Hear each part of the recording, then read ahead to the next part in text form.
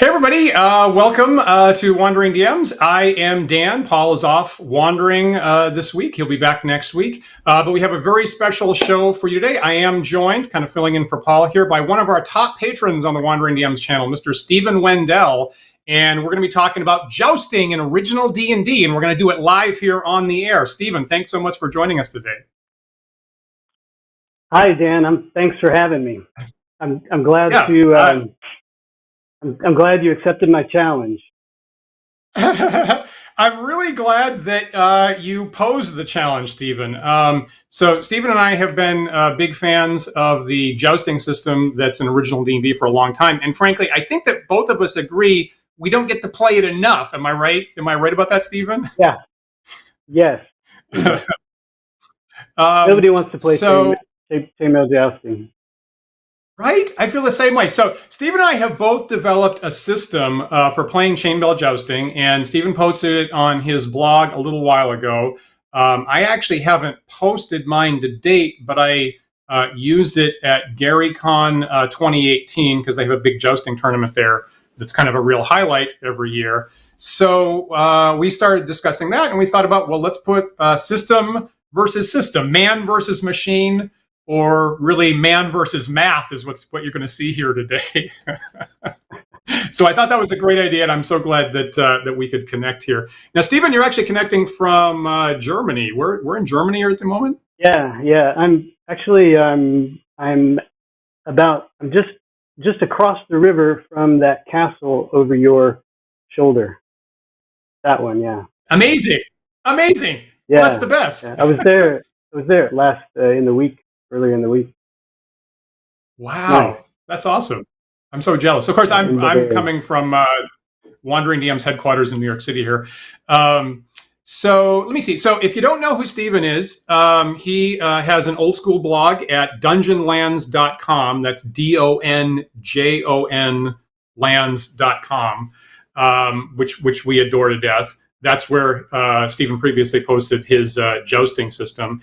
And occasionally Stephen writes some books about old school gaming. And I know that, Stephen, you have a new book coming out called Blue Flame Tiny Stars. Let me pull up the cover to that. So here's the cover to Stephen's upcoming Blue Flame Tiny Stars. And it says, a memoir of early experiences playing the Holmes edition of the world's most superlative role-playing game. And I think we all recognize the cover there. That's actually Stephen's homage to the cover of the Holmes Blue Book there, that I personally had taped on. When my book fell apart, I had that taped on my bedroom door as a teenager for a number of years. So a good choice, Stephen. Want to tell us what else? What kind of things are you memorializing in Blue Flame Tiny Stars? Well, we started, if you're my age and you play D&D, then you probably started back in the late 70s, early 80s. And depending on what edition, it might have been Holmes.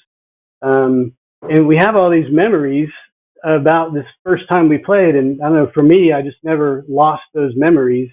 And I guess it was about sometime around the time the OSR started in the early 2000s. I started remembering them, oh yeah, I remember we used to play like that, and it was nice, and it was cool, and it was fun. And I just they became recurring memories, and I kept thinking one day I'm going to have to write these down. And so last year I started Dungeonland's blog, and I said, well, that's got to be one of the things I'll do is write down these anecdotes. It's not really any story. It's not like a story with a beginning, middle, and end. It's just little anecdotes, little events that happened. My best friend said, man, you've got to play this game. And I was like, okay, let's play. And he showed me the book and the dice and all that stuff, and watching the first adventure. And my friend's neighbor came over, and he played a magic user, and he was 6th level, and I had no idea what that was, but it was so cool. So I just wrote all these things down, and on the blog, and it came out pretty good, and had some nice comments, and I kind of strung them all together and edited out some of the extraneous bits, and it made a nice little book. So let's make it a book. That's awesome. Now, obviously, you gave me an advance preview of it, and I really enjoyed it. And I actually really, it feels very true to my experience as well. Of course, Holmes Blue Book was kind of really the first mass market version of D&D. Really, there's original D&D before that, but this is the first version that they had in mass box stores at the time. So I think if you look at numbers, like there's a huge spike in people playing D&D. Really, kind of became the first fad with that publication. And that's how I started. And your stories feel very, very true to me. And I'm kind of glad that you have them, documented, that's what it was like at the time. You just, you come into a game nowadays, surely someone has heard of Dungeons and Dragons, but at the time it was this new mystery that you were being inculcated kind of like into a cult. And you were like, and you were at the table and you were playing before you even knew what it was. And I love having that, those memories down on paper. Yeah. And I think it's a lot of players have these old memories that I think it's good to get them down and get them out. I think it's important. Like you and I hear one of your common recurring themes is, I wish somebody back in the 70s had taken one of those video cameras and recorded, or a tape recorder, and recorded the sessions. We just don't have those. So, and we probably, most of us don't have recordings of the sessions either, but we can still write down our memories before too late. Where will people be able to get Blue Flame Tiny Stars, Stephen? I'm going to put it on Drive-Thru RPG. Awesome. And I think this isn't your first book that you published. What else have you done previously? I've got a couple of books outside of gaming, more or less. One is the Little Lot series of books for children. They're fantasy adventure stories for children. The first one is called The First Story of Little Lot, and it's about the story of Lancelot and his rescue of Guinevere. It's a little boy playing with his action figures, playing out the story on the floor, and so it's very much inspired by D&D. In fact, one chapter, I think it's the fourth chapter, is the joust, and there's of course a joust between Lancelot and the bad guy, and I used chainmail to get the aiming points and the defensive positions. So if you're familiar with chainmail, you could read this thing and you could tell where they're aiming and where they're sitting, they're tilting and all that. That's awesome. Yeah, that's awesome. That's great. And the other book is the other book is A Very Muddy Place: War Stories. It's about my great grandfather in World War I France. He was in Tennessee and got drafted and went off to the war. And he came home and he had a few war stories that he told, anecdotes again. And back in 2018, it was the 100th anniversary of the end of the war. So I put all the anecdotes together and did a lot of research in the history about, and I was able to put him on the map on certain days throughout his story there. And so that's what that book is about. You put my... Sorry, I accidentally switched the image there when I didn't mean to. But that sounds intense and important. I'm glad you have that out too. So really fascinating. You used. Okay, good. Good. That seems appropriate. Yeah. So fascinating that you used Chainmail Jousting for your Little Lot series. Let's maybe, for viewers that don't know exactly what we're talking about, let's talk about the jousting game that we are going to be playing here today in a couple minutes. So first of all, for what it's worth, I've got this episode titled Jousting an Original D&D. So I guess I need to justify that a little bit.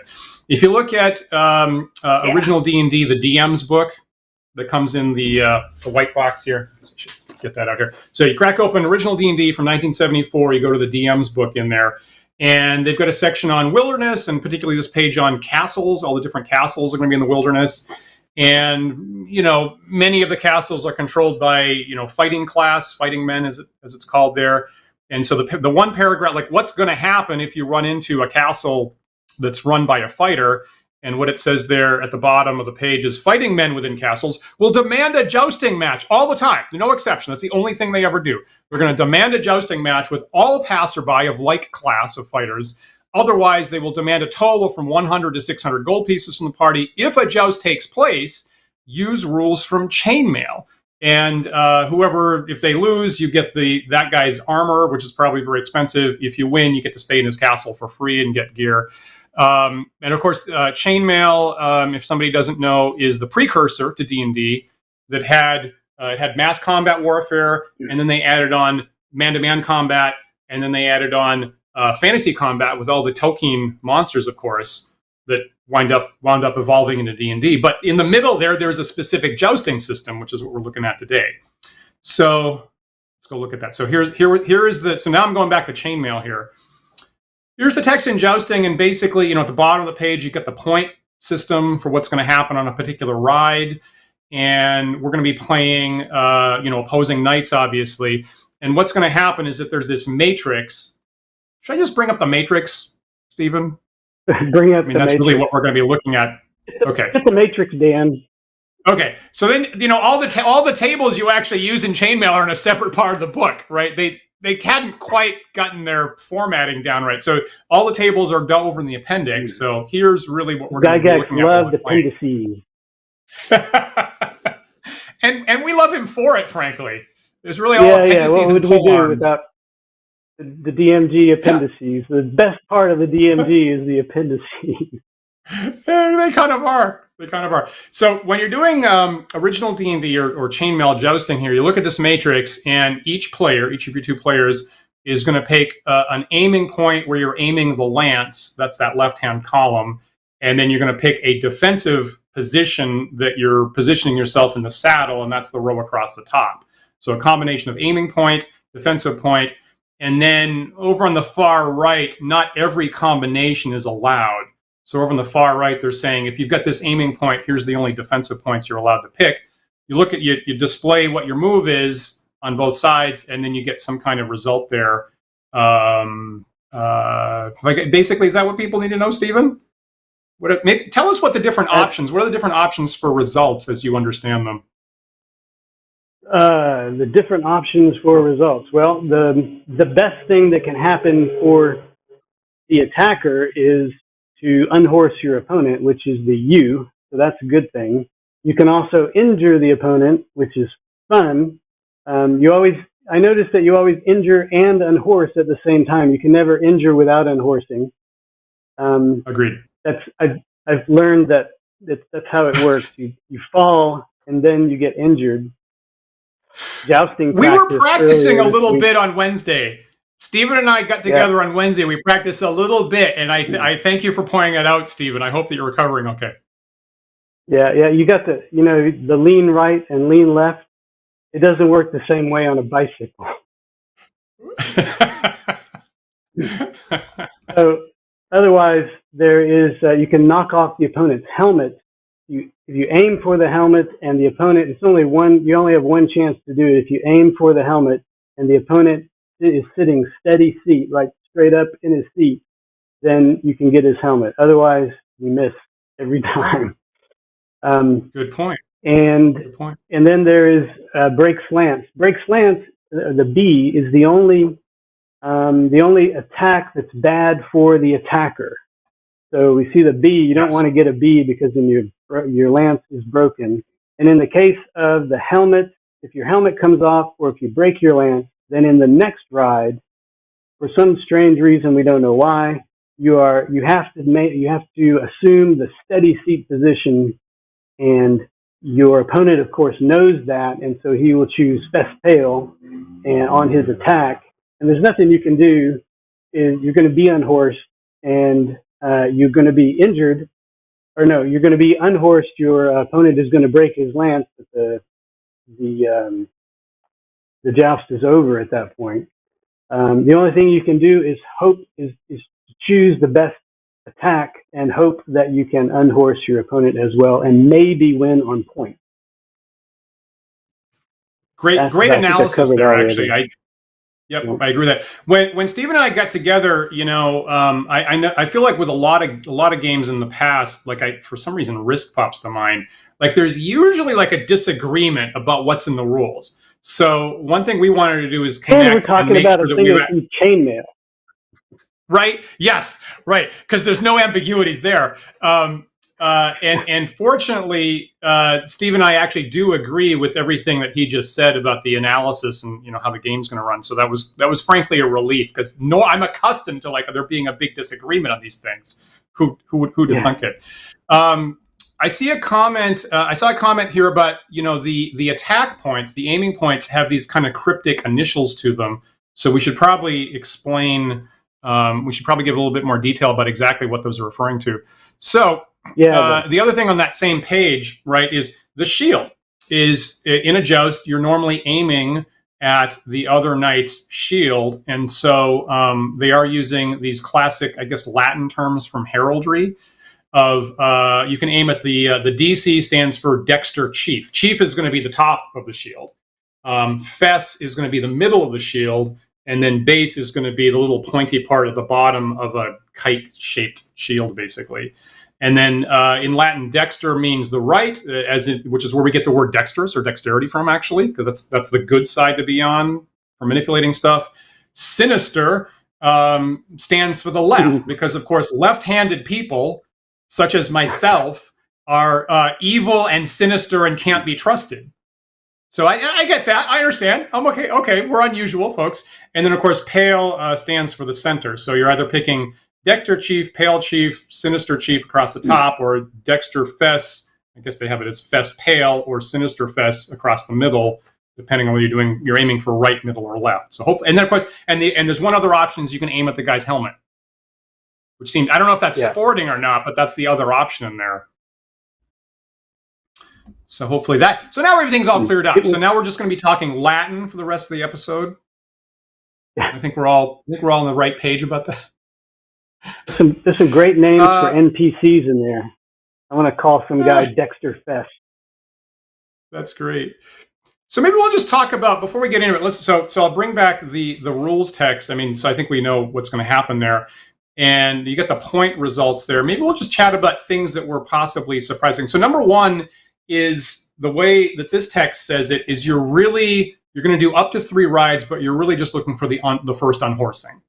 Once you plant your opponent on the back, the joust is over and that person won. The points are, it says there, the points probably won't be necessary. They're only there to break a tie. I guess if you go to 3 rides or you both unhorse each other at the same time. Do you agree with that, Stephen? Yeah. Okay. Right. So once someone's unhorsed, then the joust is over, and you don't even care about the points normally. But the points are basically a tiebreaker. So as you pointed out, as it says there, if you unhorse your opponent, you get 20 points. If the opponent is at the same time injured, they lose 10 points. I'm not sure why it's necessary. If you knock the opponent's helm off, you get 3 points. And then if you break your lance, you lose 1 point.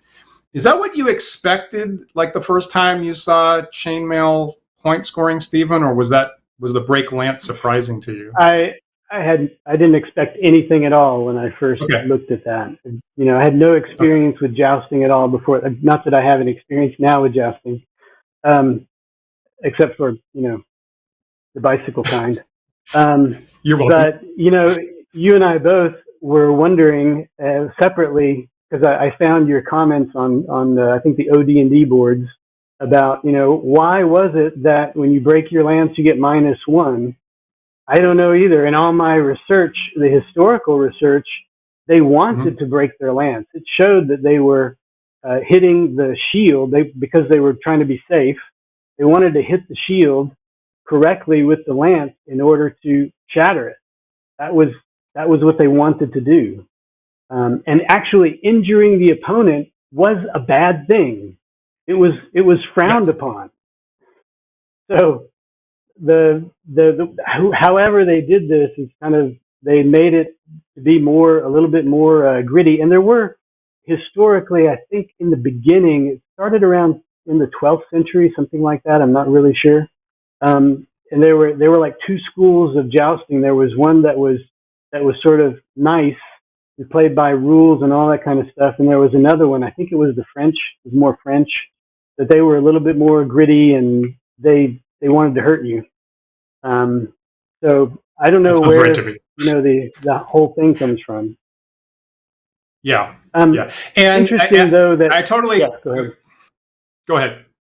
You go. I wanted to add. You wondered about the you break lance is a -1 for the attacker, and then injured is a minus for the opponent or for the defender. And I noticed that like I said, if you're injured, you're always unhorsed. But in a single ride, the 20 points for unhorsing is enough to win no matter what the other two previous rides were, like by far. So, and if you injure him as well, then you got 30 points, or the difference is 30 points. So I was thinking about that this week while I was practicing. I wonder if they didn't mean, not that we're going to do it this way today, but if they didn't intend for a tournament to be a tally of all the points together. We were thinking to just do to tally up our joust, loss, win, loss. But I suspect that they were tallying all the points. So if you got an unhorse and injure the guy too, the team was like, yeah, we're getting ahead. That's pretty reasonable. And I think that makes sense to me. And then on the break lance thing, I agree with Stephen. My understanding of, historically, you were trying to break your lance for points. And in current, Renaissance fair jousting, or I'm thinking of the TV show Full Metal Jousting, yeah, you're scoring points for breaking your lance for putting enough impact on your lance. So, item number one that I've always been curious about is why does this go in the opposite direction? But that's how we're going to play today. And I guess the other thing is, as Stephen was saying earlier, that asterisk on the jousting matrix is why that what I call the restricted ride condition. If you break your lance, not only do you lose a point, you also have to pick steady steet. And if you read the table clearly, you're clearly going to lose on the next ride. And I have been curious about what the intent was behind that. I've never gotten a straight story.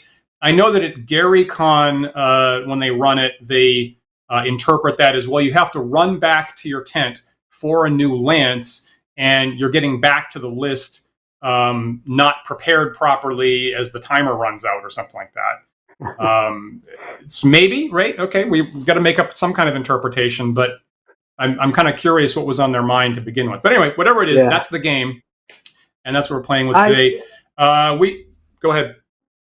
I wonder, first of all, I wonder where the jousting rules came from, because all the other parts of Chainmail came from somewhere else. And, now John Peterson, a year or so ago, he talked about his last name is Pat, who had a version of the fantasy rules like the year before in England. And Gygax took those, and of course the man-to-man, I'm not sure where it came from. Anyway, the jousting rules, I've never heard where they might have come from, but looking at the table in the matrix, it's pretty clear that it is well thought out. It's not something that they thought, hey, we need a way to figure out who's going to be the king of the Castle and Crusade Society, so let's do this matrix. It's really well thought out. You try to do it one way, you think, oh, this is it. But then you see there's a weakness for everything. It all crosses itself. So it's really well thought out. So I'm really interested to know if anybody's heard of where the jousting matrix comes from. Good question. Good question. We know that, in the years before D&D, there was a whole lot of sharing of ideas in the wargame community and a lot of cross-pollination. So, I wonder what the origin is myself. We should get into it. We should actually get into our play session here. We'll talk a little bit more about what we're doing later. But to make a long story short, I think Stephen, give me a 15 words that describe what you're doing for your strategy today. My strategy is what I calculated. I essentially took the jousting matrix and added up. I assigned points for each result, and then added up for each attack, or each aiming point and each defensive position, how many points it would be worth, and then ranked them on a list. And so those are my preferred aiming points and defensive positions. And then it's all about, playing the game and watching your opponent and watching yourself, and it's all outlined in the article on Dungeon Land. Strategy on the jousting matrix. And for what it's worth, the link to that blog by Stephen is on the YouTube description right now. So follow that link there, and you'll see Stephen's strategy laid out. I haven't put mine online yet, but basically I used math. Dan. So I took the jousting matrix and I turned it into a strategy matrix, and I did some iterative elimination of dominated strategies, and then I fed it into a Nash equilibrium solver, and I picked among the several options for what it thought were best strategies, and turned it into a dice, right? And those things are usually probabilistic. So I have a little table that I made up, and I just have a D12 here. And every time we do a ride that isn't restricted, I'm going to roll this D12 and look up what my strategy is. And I'm totally committed to that. I'm totally on rails. Whatever the dice say, that's my strategy. So man versus math is sort of what you're seeing here today. In fact, we're testing your strategy. And frankly, and I have to say, it looks pretty grim from my side. Well, we'll see. Now nothing's perfect, just like Stephen said. Frankly, the best that I can hope for is that I have a 50-50 chance of winning against someone using the same thing that I'm doing, frankly. That's the best you can hope for. And maybe I made a mistake. Maybe I used the solver software wrong. Maybe I had to round off probabilities to get it to fit onto a die, right? Maybe that gives me some kind of chink in my armor. So, I don't think it's a lock, but I'm really happy to get to test it a little bit here. Maybe that guy Nash was really not so genius as everybody says. Maybe not. Of course, we're talking about John Nash that the movie A Beautiful Mind was made about, and he had mental problems. So maybe I'm hanging my hat in the wrong place. Okay, so let's do this. So let's do joust number 1, and right. I have my team of knights that I'm putting out on the field. Stephen, my first knight is Allard. Have you named? Oh, have you named your name? Knights? Well, I'm going to go with Sinister Fest. Great. It's going to lead. Great. So we're going to do up to 3 rides. Right? If someone gets on horse. Yep. So if someone gets on horse, that's the end of the joust. We'll bring out other knights if that goes too fast. And we're going to pick our strategies for the first ride right now. So I'm rolling my D12 here. And don't say it out loud, Dan. Don't say it out loud. Okay. So I've got this. Our sign to show we're ready. We hold up the backs of the cards. Yeah, we have attack on the right. We have here's the first ride. And I can't read your. Can you read mine? We practiced. I can. Yeah, we did. I have different cards than we had previously. Yeah. Yeah. So okay, so I'll do what happens for me. So my attack, I pick FP for Fess Pale. That's going against Stephen's defense of Shield Low, and the result is B. Geez, I break my lance and I lose a point, and I'm going to be restricted next time. Oh no. Yeah. Oh geez. So I am. What's your result? I'm aiming for the helm, and so of course you lean left and I miss, as I explained earlier. Wow. Okay. So you broke your lance. So yeah, that's bad. So we have to follow. This is the first time this happened to me. Actually, I'm very uncomfortable with this. So, Dan, so we have to follow the asterisk. Yeah. So I'm in this asterisk situation. Any knight who breaks his lance must assume position 4 during the next ride. I do not have a choice about that. So picking my strategy for this kind of hideous situation.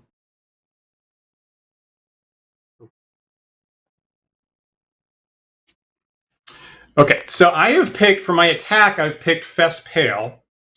And that's against Stephen's lean left, which has resulted in G, glances off. Oh my goodness, which scores me nothing. What happens for you, Stephen? And I choose Fess Pale against your steady seat, and you're unhorsed. And I break my lance. Wow. Wow. You had to count the points. You have won that joust, Stephen. Some people have great hands. Oh my. You know, when we practiced on Wednesday, things went very different, but I guess Stephen's one of these guys who takes it easy in practice and comes on in a live event. Oh no, I feel terrible. Randomly from my cards. Wow, well done. Suffering from an injury, man.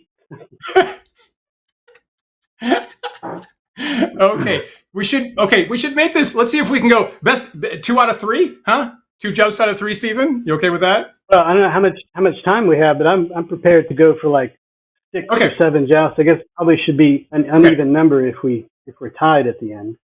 Right. I agree with that. Okay, so maybe at least either 5 or 7 is what we should do. Yes, I see the viewers are calling for do another one. Thank you, John. Yeah, let's definitely do another one. So so Allard goes back in the tent in shame and dusts himself off, having measured his length on the ground. And I'm going to pull out Bardolphus. Ivanhoe quote. So here comes Bardolphus, who I'm pretty sure is going to do better. Ready for him? and Dexter Chief takes the field. Okay.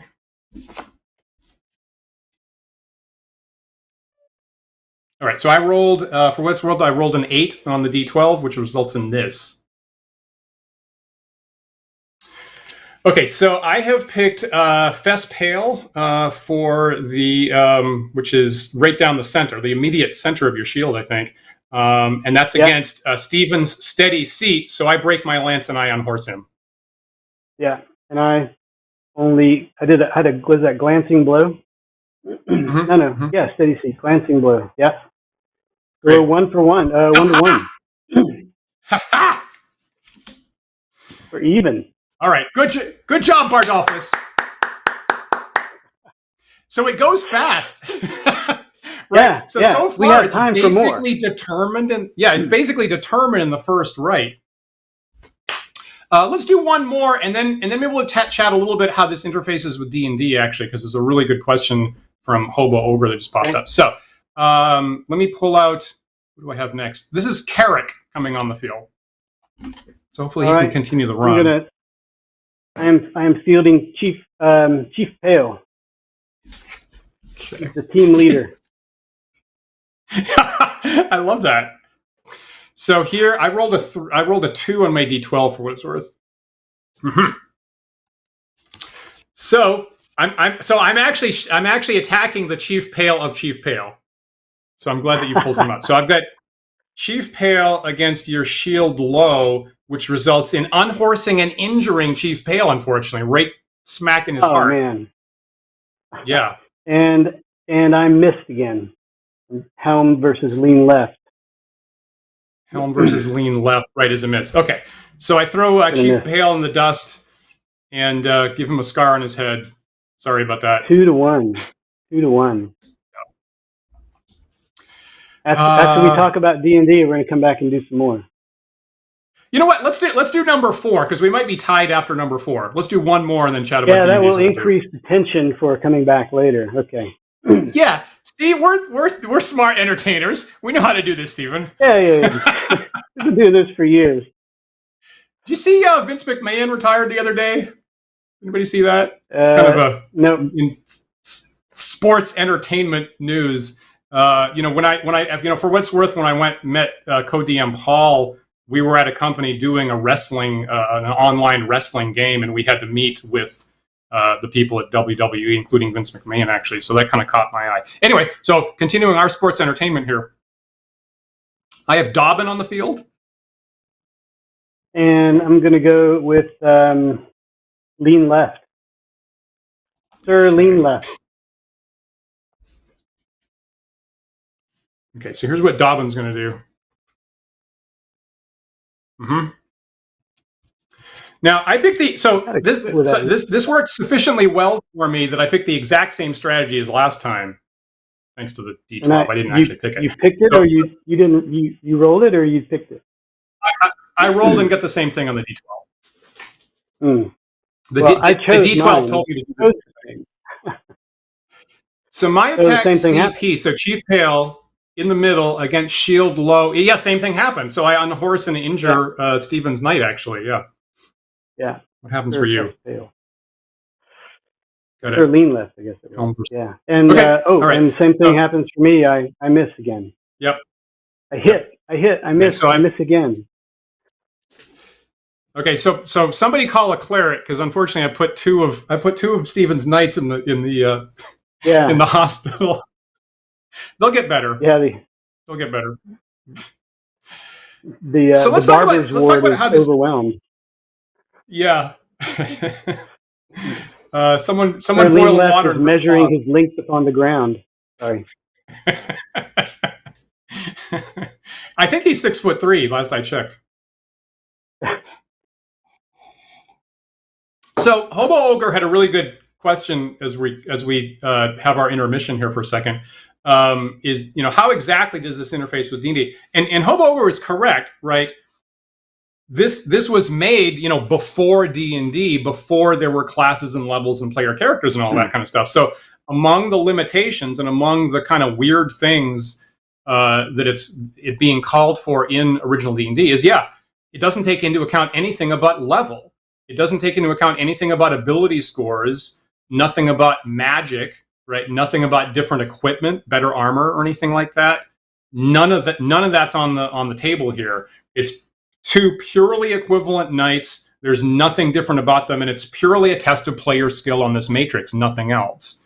How do you agree with that, Stephen? How do you feel about that?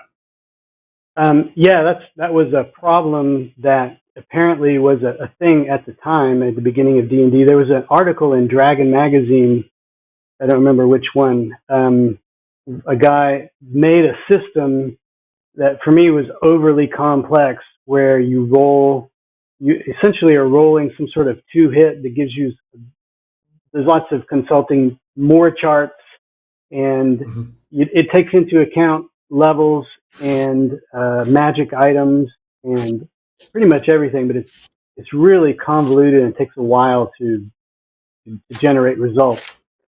I worked on a system that was much simpler that I liked at the time, but then I got onto other things last summer and didn't finish it. I have to come back to it one day.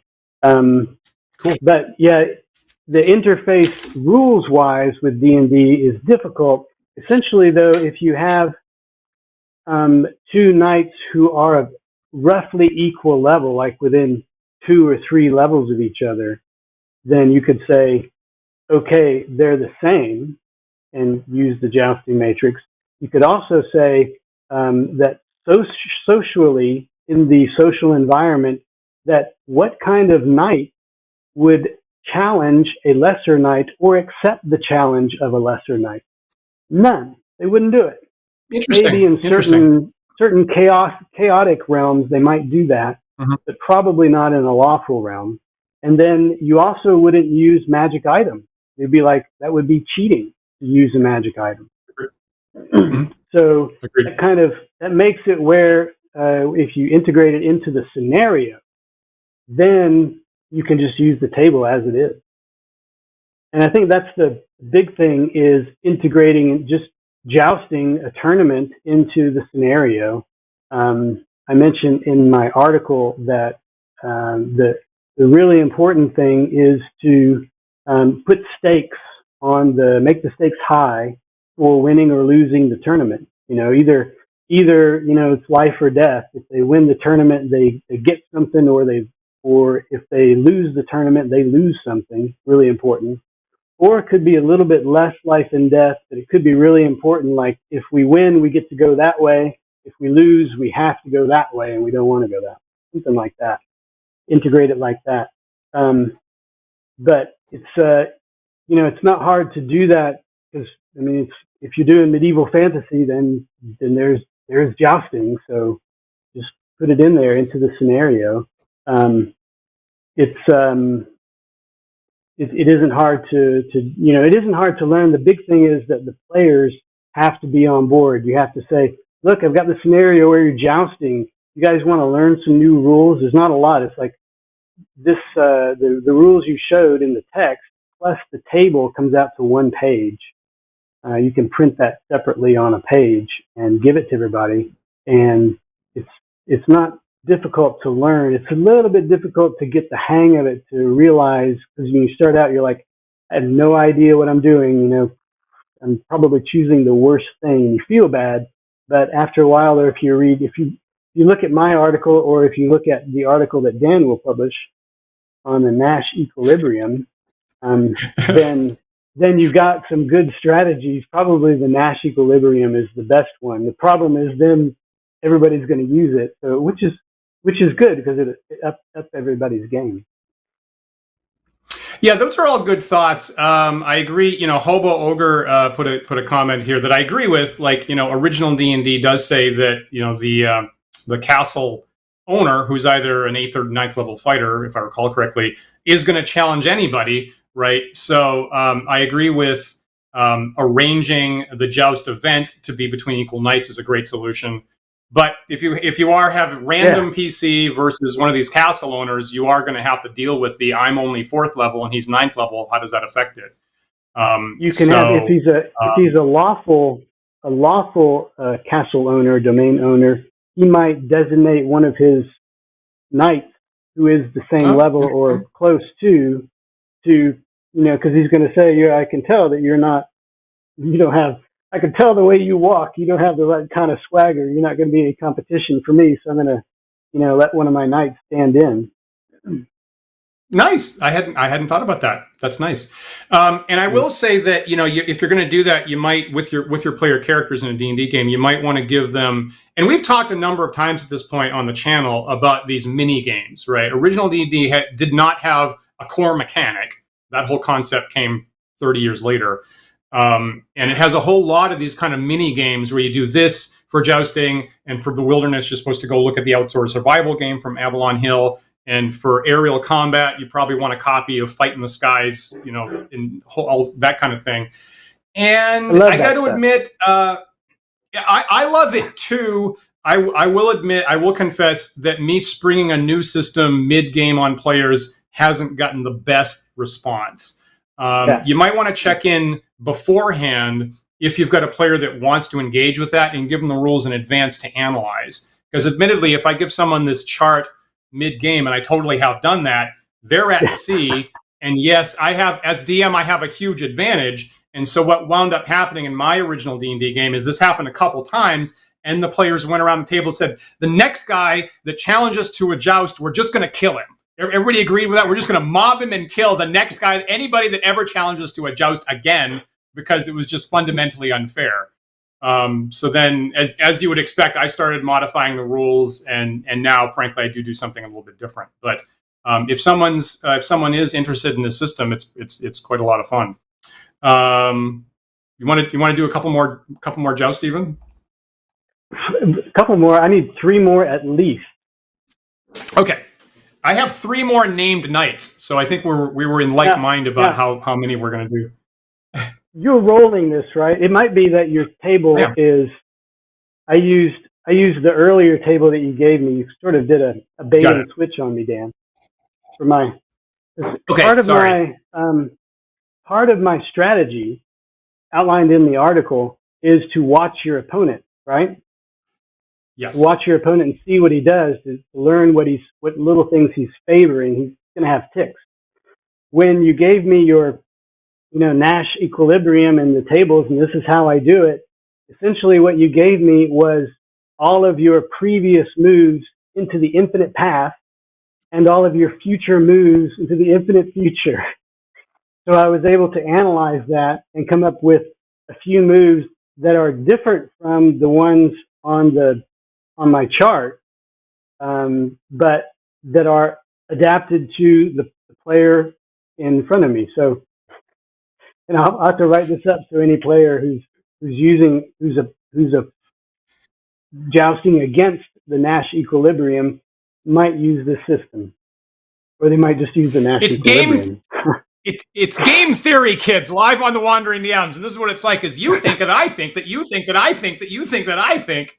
And I love, so for what it's worth, the thing that I showed you before, I basically just mashed up those 3 tables into one is what I did. I had 3 separate options for myself, and it's more or less what I showed you before mashed together is what I've got here. Did you do equal weight for each table?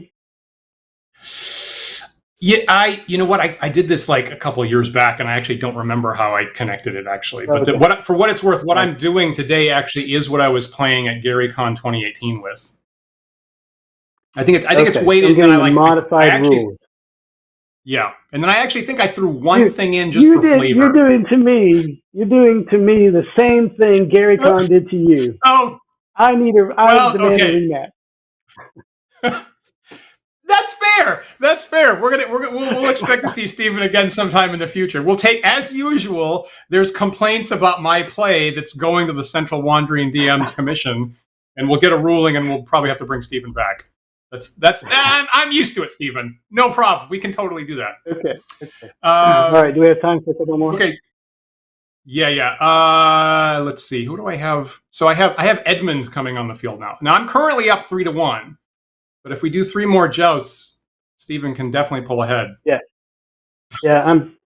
We're back in the roster to Sinister Fest. I have the only guy left standing is Sinister Fest.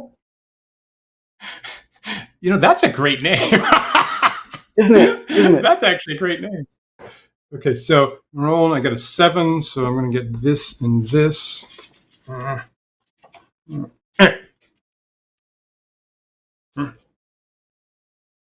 Okay, so I picked for attack point. I picked Chief Pale against your 6 shield low. So unfortunately, I've unhorsed and injured your next knight. Every time it's the Chief Pale, and I have aimed for the helm steady seat. So I took off your helmet. Ouch! For the first time. Dong. In practice, this worked like 75% of the time. I took off your helmet, and then once you're in steady seat, I pretty much got you.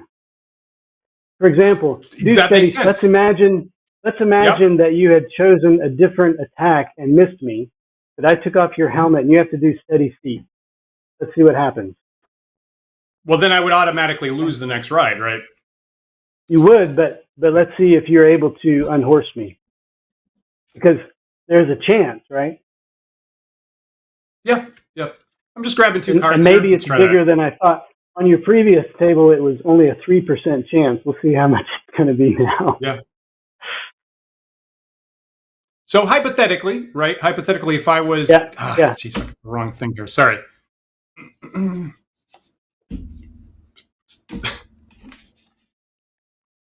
Yeah, I think I got my cards backwards here.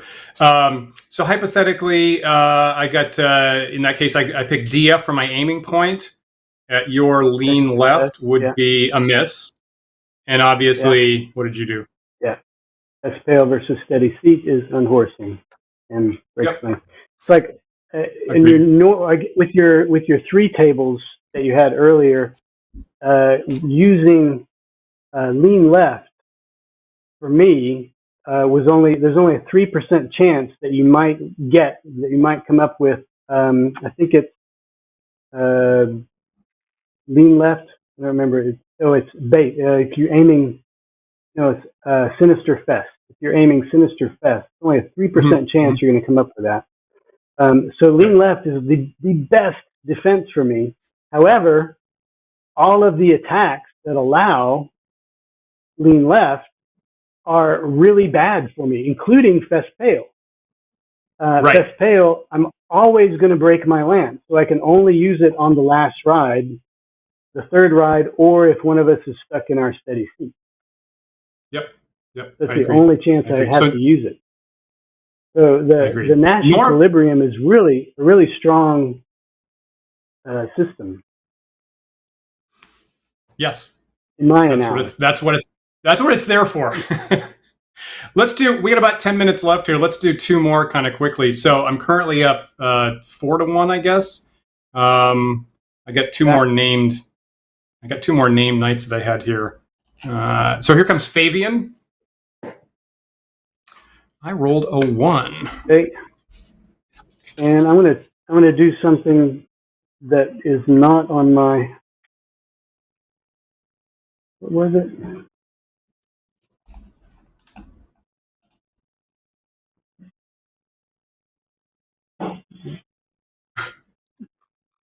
Good old rock. Nothing beats rock.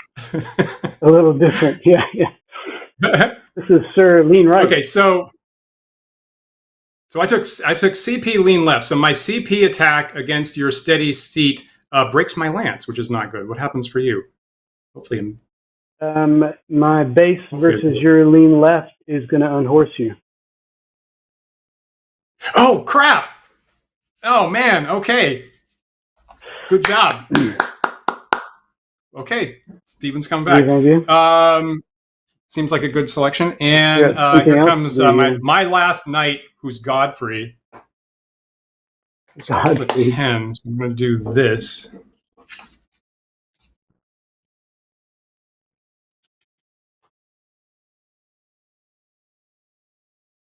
It worked for me so well last time. I'm going to do it again. Great. Yeah, it looks like it's working again. So so my CP against your steady seat is a broken lance, which is bad. And what happens for you? Yeah. And I also break my lance. Okay, well, that's different. Base versus shield bow. Yeah. So -1, and we know how this ends, right? Probably so. We both have to take steady seat. Mm-hmm. And so we take steady seat and we do fest tail, and we're both going to be break our lance and uninjured unhorsed, uninjured. Which means another -1 each of us and a +20. So we have a draw at 18 points. We do. That's actually a total tie. I like that conclusion, Stephen. I like a big mutual clash there. And that is what happens if you both break, right? Yeah. Probably the horses jump up into the air. That's a good. Yeah, right. The only thing more dramatic than that would be if somebody did aiming low. What is it? Aiming base, and the defender does shield high. You ever notice what happens there?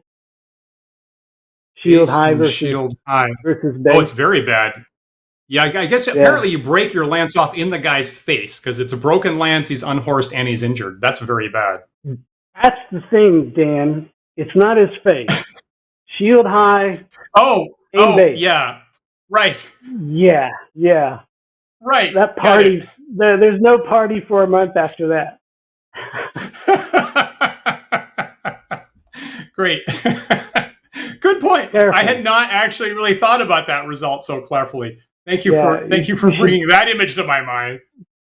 The first lesson in jousting class is never raise the shield. You know, when I go to YouTube and I have to fill out there, what kind of content is this later on, and I'll have to say, yes, there's graphic violence in this episode right near the end. So thanks a bunch for that. So I think that's all the time we have for our tournament. So after 7 jousts, I think the score was 4 for Dan, 2 for Stephen, and then one exciting tie right at the end. And Stephen's lodging a complaint that it isn't exactly the system that I showed him earlier, and we might have to get back together. I'm going to be talking for years about how I was on Wandering DMs, and Dan changed the rules on me. Every time you mention now that they changed the rules at GaryCon. And that's right. And so to wrap up a little bit, and we don't have too much time to talk about. Now we don't really have too much time to talk about actually what our strategy is. I'm going to very briefly say that when I did the math on my end, when you pick a strategy, there's actually not just 6 or 8 options, right? There's the combination. And so 8 aiming points times 6 defenses is really 48 different things you could select. You narrowed it down by the defensive restrictions. There's 33. So in game theory, you get a matrix that's a 33 by 33 dimension matrix. You have to put that into your Nash solver. You have to get a fairly advanced Nash solver to deal with something that big. And when I initially did that, I will say that it spat out 28,000 different optimal strategies. There's actually 28,000 different pure Nash equilibria best strategies. And then if you want to, you can probabilistically combine any of those in any way. So technically there's an infinite number of Nash strategies. And I happened to pick one and kind of turn it into dice. So there was math involved, is I guess what I'm saying with that. When I showed up at when I did show up at GaryCon, I did find out they have a very nice setup. I'll just throw that out there. So a very nice kind of highlight setup right at the front of the gaming hall that they have there, which is a nice big event. Have people coming through there. It's like an ongoing event. People are coming through and challenging each other all weekend long. At the end, they go and they grab Luke Gygax, who's a great friend of the show. He's been on multiple times here, and he plays the Black Knight champion in the final round that you're trying to beat, which is a lot of fun. What else do I have? I have I have a scorebook here as they're registering everybody coming through the tournament. So a couple of the things, they use the same matrix. I guess I'll just bring that up. You can see that on the screen here in the photo. They use the exact same matrix. They actually, except that they remove the injured results, right? So I just sent a couple of Stephen's Knights to the hospital. They removed that, and just like Stephen said, it doesn't really matter because you're already unhorsed, and the point value from that is already so big that it's going to be determinative anyway. What's the other thing they do? But they change the points a lot, right? If you do go to GaryCon, big point change. Unhorsing scores you 5 points. Knocking off the opponent's helm scores you 4 points. Breaking your lance is positive for you now. You score 2 points for breaking a lance, just like you do in Renaissance fairs and our understanding of history stuff. 2 points for that. A glancing blow scores you 1 point, and only a miss is 0. And the other thing they do differently is you're definitely going to take 3 rides. The way in Chainmail, and we're playing today, was you get unhorsed, that's the end of that joust. But at GaryCon, you are going to take 3 rides, even if you're unhorsed. So you have to take into account, if on the first ride I break my lance and I'm a horse, that's great. But then you are going to have a second ride where you have to take steady state, and then you're going to get unhorsed in response.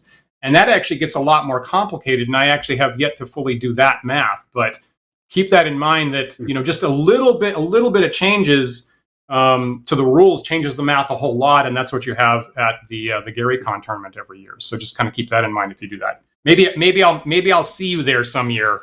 Maybe I'll see you there in 2023 at the jousting table. Yeah. I'll be the guy lying on the ground with a ruler with a tape measure. There won't just be one. I'll say that. So that's about all the time that we have for that. So obviously the actual gameplay is very fast, right? There's no levels, there's no abilities, there's no dice, right? It's purely player skill, which we are actually fond of in classic gaming. We actually like challenging the player's knowledge kind of more than what you just have on stats on paper. So that's exactly what's happening there. Any final thoughts about our chainmail jousting competition today, Stephen, before we wrap up? Not any particular thoughts. No, jousting is a great thing to do. You stick it in your game a little bit. Yeah. We like the mini games. I would say give it to your players first to analyze, so you don't. So if you're playing with myself or Stephen as a DM, we don't have too much of an advantage on them, but we like it. Yeah. Cool. So do you have something else you want to say, Stephen? Nope. Okay. Don't forget, look at Stephen's Dungeonlands blog, again, donjonlands.com, which is great. Look for his book. What's the name of the book again, Stephen? Blue Flame, Tiny Stars. Great. I liked it. I liked it a lot. As someone that started with Holmes Basic, I liked it a lot. So yeah, if you have comments or ideas about ways that you could modify original Chainmail Jousting for your original D&D games, how you can bring in levels and ability scores and stuff like that, or things that you've tried in the past that work well in your game, please leave a comment on YouTube. We'll look at that, and when we have more jousting in the future, if that's what you want to see, tell us that, and we'll bring Stephen back for round 2 once I show people what my strategy is. I think you probably deserve that. You probably deserve that. Don't forget, if you're new to the channel, you can like, follow, and subscribe to the Wandering DMs on YouTube and Twitch and Twitter and Facebook and GitHub and TikTok, and we do have the handle Wandering DMs on all of those sites, so look for us there and you get updates on upcoming events and tournaments on our channel. Don't forget, you can get audio versions of our shows from top podcast providers and also our website at wanderingdms.com. Leave a comment if you like those things, because we appreciate seeing that. And of course, huge thanks to our patrons like Stephen, who support the Wandering DM show every month. And, you know, we couldn't do what we do without people like Stephen, right? And he's he participates in our Discord chats all the time. Gave us the idea for this show, and then had the courage to man up and bring his best jousting at the moment on live on the air. And not everybody would have the courage to do that. So if you'd like to join people like Stephen, and maybe we'll see you on the show in the future, go to patreon.com/wanderingdms. You'll see our different tiers, in particular access to our Discord server where the conversation continues all the time. And we have an after chat that's live video after each of our Sunday shows, and we'll be there. Probably myself, Stephen, and our other top patrons there in a couple of minutes. I'll be there. Awesome. Fantastic. Don't forget about our other shows coming up in the next week. I'll be back late Thursday night with more Dan Plays Games from the Elder Times as I hack my way through the 1988 Pool of Radiance game. And I remember it's not original D&D, it's advanced D&D, and I continually have to remember what the rules differences are. And I think it looks like I'm going to be fighting a bunch of undead on Thursday immediately after I threw away all of my blunt weapons to get my movement up, which I think is where we ended last time, which is sweep attack. Totally something that I would do. I'm going to be casting a lot of sleep spells. I'm going to be casting Charm Person. I'm going to be attacking with daggers and arrows. I think that's my plan against all the undead on Thursday. So join in and tell me if you have a better strategy for that. And of course, we'll be back next week. We are hoping to get on another guest next week. Hopefully we can wrangle in Zach Glazer from Necromancer Games to talk about their upcoming miniature heavy 80s throwback game that they're producing right now. So hope you'll join us for that. Stephen, awesome. Thank you immensely for joining in on the jousting tournament today. I'm extremely glad to have had this opportunity to measure my length upon the ground. That's the best. Thank you so much. We're live every Sunday at 1 p.m. Eastern Time, so you hope that you viewer will join us again next week for another thought-provoking discussion.